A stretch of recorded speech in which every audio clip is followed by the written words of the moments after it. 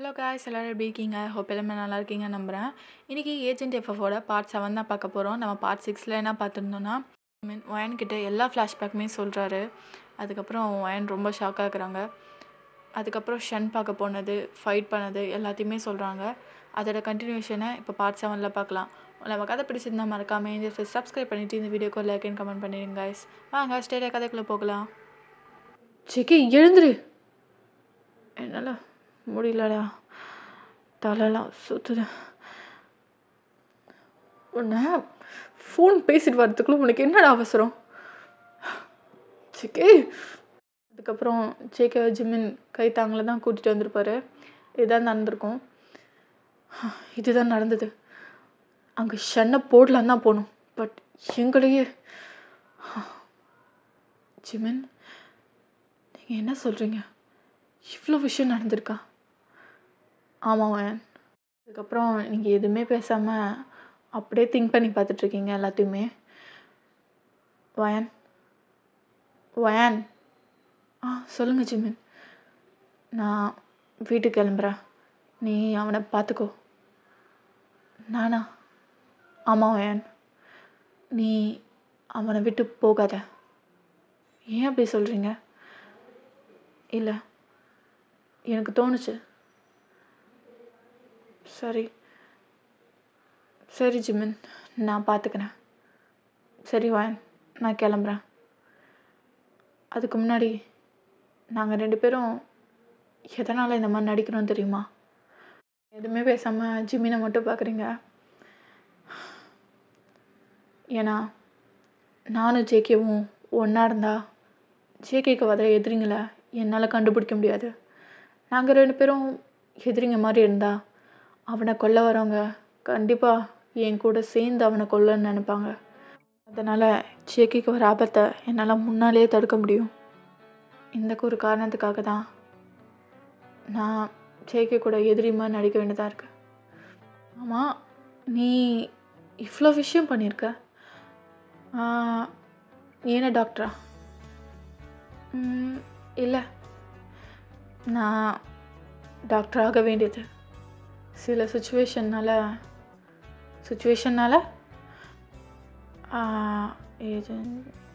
இல்லை, நான் ஒரு கன்சல்டண்ட்டாக மாறிட்டேன்.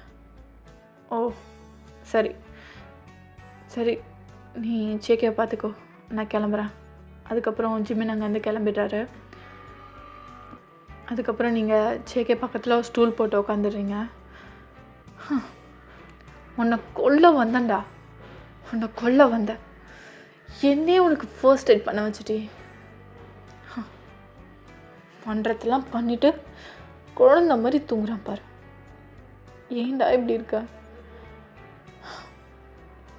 என்னால் உன்னை கொல்ல முடியாதுடா, கொல்ல முடியாது. உனக்கு இந்த காயெல்லாம் சரியாகிற வரையும் தான் உன் கூட இருப்பேன். அதுக்கப்புறம் உன்கிட்ட சொல்லாமல் கொல்லாமல் இங்கேருந்து நான் கிளம்ப போகிறேன். இதுதான் நான் செய்ய போகிற பெரிய நல்லது. எவ்வளோ ஹேண்ட்ஸமாக க்யூட்டாக ஒரு பனி மாதிரி தூங்குறான் பாரு. இவன் கொலை பண்ணான்னு சொன்னால் யாரும் நம்ப மாட்டாங்க சொன்ன. அதுக்கப்புறம் ஜேகே அந்த பக்கம் திரும்பி படுக்கிறாரு. இன்னும் ஜஸ்ட்டு மிஸ்ஸு மாட்டிருப்போம். கையை வச்சு சும்மா ஒரு வயன். இருந்தாலும் இவ்வளோ அழகான ஒரு பையனை ரசிக்கிறது யாருக்கு தான் பிடிக்காது. அதுக்கப்புறம் அப்படியே பார்த்துட்டு நீங்களும் தூங்கிடுறீங்க. மார்னிங் ஆகுது.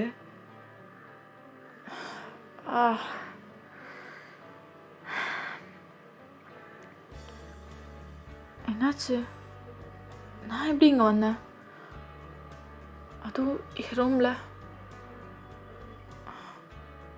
வயன் வயன் என்ன இங்கே தூங்கிட்டு இருக்கா?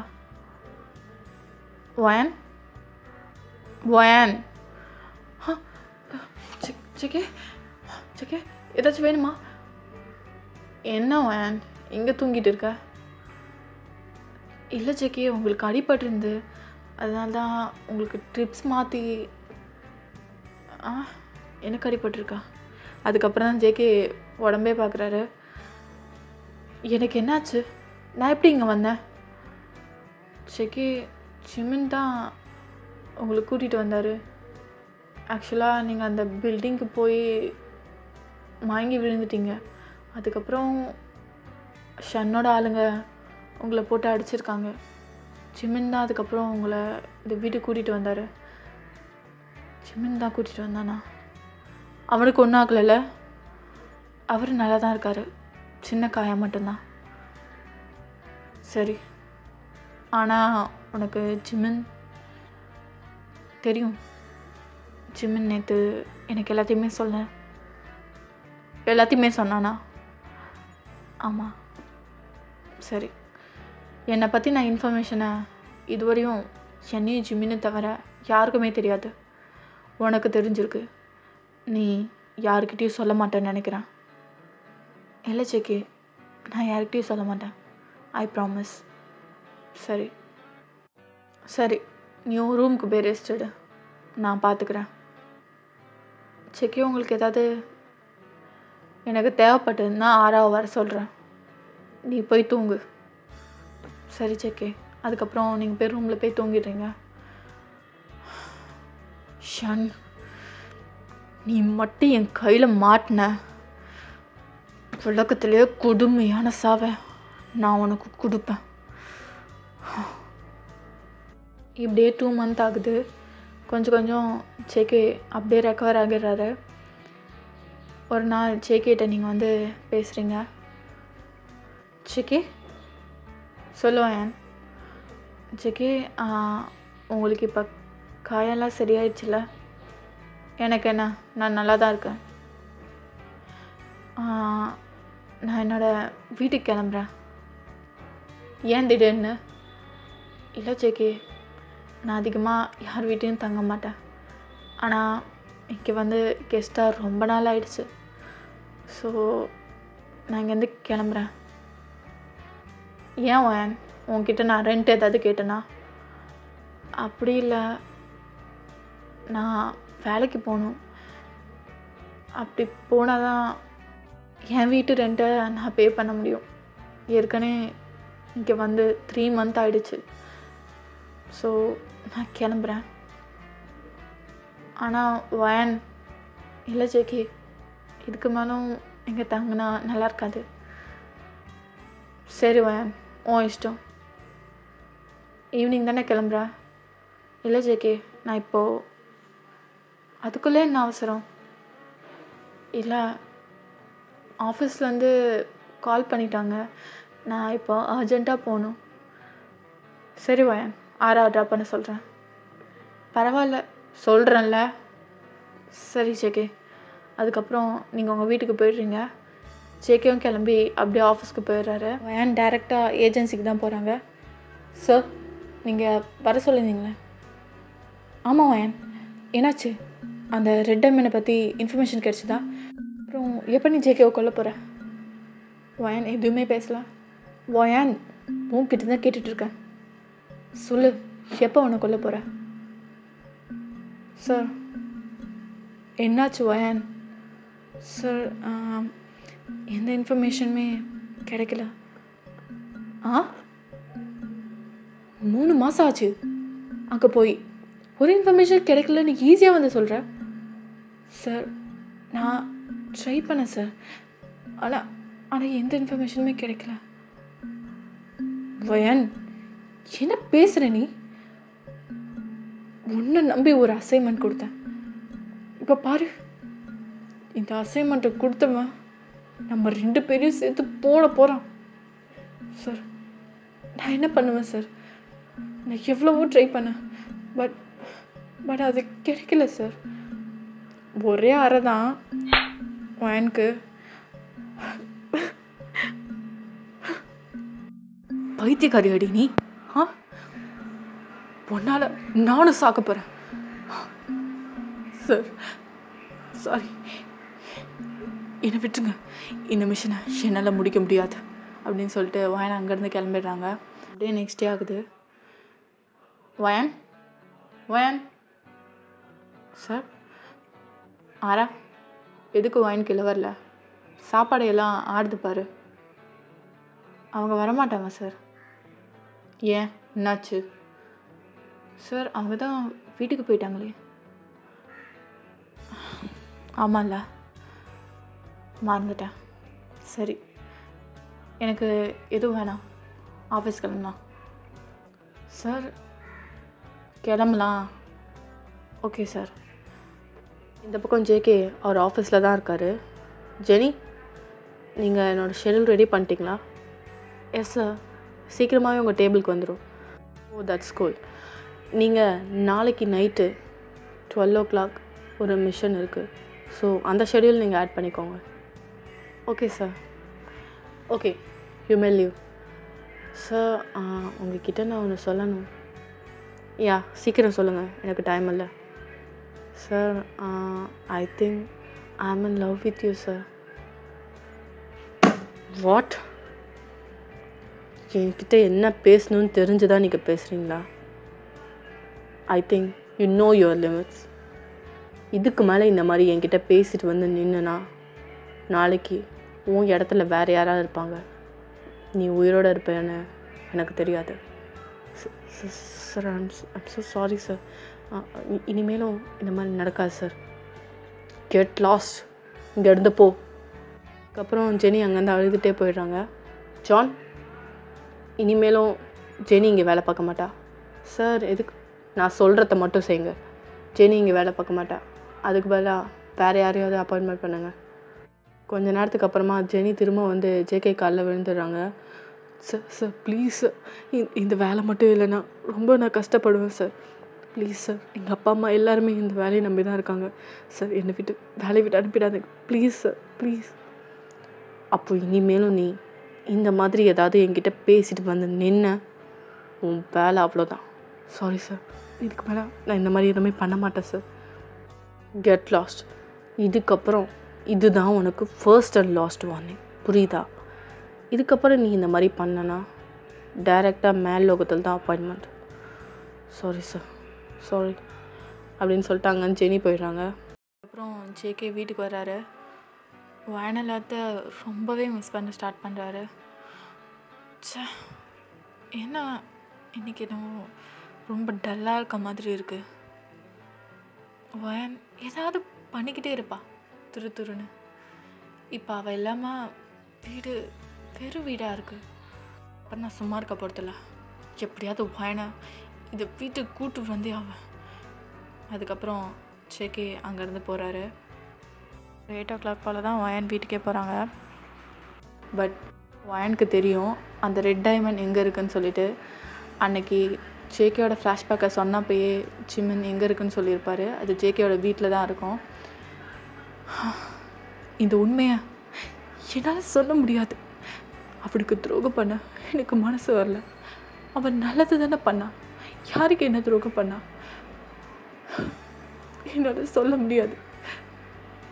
அப்படியே அழுதுகிட்டே வந்து ரூமில் தூங்கிடுறாங்க. ஒரு 1/2 an hour அப்புறமா வயன் கண்முழிச்சு பார்க்குறாங்க. பசிக்குதே. ஜேகே கையில் சாப்பிட்டது சூப்பராக இருந்துச்சு. நல்லா தான் சமைக்கிறான். இப்படி ஒருத்தவன் கிடைச்சா நல்லா தான் இருக்கும். நல்லா தான் இருக்கும் வயன். வயனுக்கு பயங்கரமான ஷாக். ஆக்சுவலாக நீங்கள் புலம்பிட்டு இருந்தப்போ ஜேகே வந்திருக்க மாட்டார். நீங்கள் தூங்கி எழுந்தக்கப்புறம் தான் ஜேகே உள்ளே வந்திருப்பார். யார் யார் வீட்டில் யார் இருக்கீங்க, எப்படி உள்ளே வந்தீங்க அப்படின்னு சொல்லிட்டு வயன் ஷாக்காக கேட்குறாங்க. அதுக்கப்புறம் பக்கத்தில் அந்த லைட்டை போட்டு பார்த்தா தான் தேடுது. அது வேறு யாரும் இல்லை, ஜேகே தான். வயன், ஜேகே நீங்கள் எப்படிங்க? ஆமாம் வயன், உன்னை நான் ரொம்ப மிஸ் பண்ண ஆரம்பிச்சிட்டேன். நீ இருக்கிறப்பெல்லாம் எனக்கு எதுவுமே தெரியல. நீ இந்த வீட்டை விட்டு போனக்கப்புறம் தான் தெரியுது உன்னை எவ்வளோ மிஸ் பண்ணுறேன்னு. நீ போனக்கப்புறம் அந்த வீடே கலையல்ன மாதிரி ஆயிடுச்சு. நீ அந்த வீட்டில் இருந்தப்போ எனக்கு யாரோ கூட ஆறுதலுக்கு சப்போர்ட்டாக எப்போவுமே இருப்பாங்க அப்படின்ற மாதிரி ஒரு ஃபீல் கிடச்சிது. நீ எப்போ அந்த வீட்டை விட்டு வந்தியோ இதுவரையும் நான் தனியாக தான் இருந்திருக்கேன். ஆனால் தனியாக இருக்குன்ற ஃபீலிங்கே வந்தது கிடையாது. ஆனால் நீ அந்த வீட்டிலேருந்து கிளம்புனதுக்கப்புறம் எனக்கு அந்த வீடே பிடிக்கல வயன்.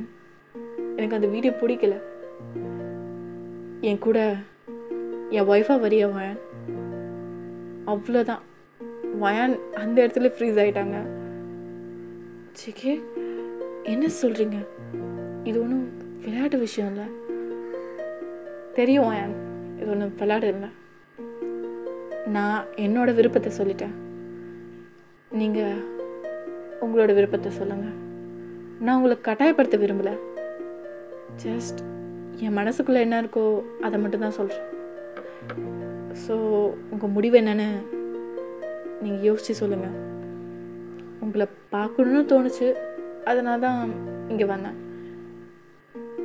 நான் கிளம்புறேன் வயன் அப்படின்னு சொல்லிட்டு அங்கேருந்து செக்கி கிளம்பிடுறாரு. வயனுக்கு பயங்கரமான ஷாக். என்ன நடக்குதுங்க? கொஞ்சம் விட்டுருந்தா நான் கண்ணு எடுத்திருப்பேன். கண்ணு உன்கிட்ட எப்படின்னு சொல்லிட்டு என்னையே கேட்டிருப்பான். போச்சு, நல்லா வேலை தப்பிச்சேன். என்ன திடீர்னு கல்யாணம் பண்ணிக்க சொல்லிட்டான்.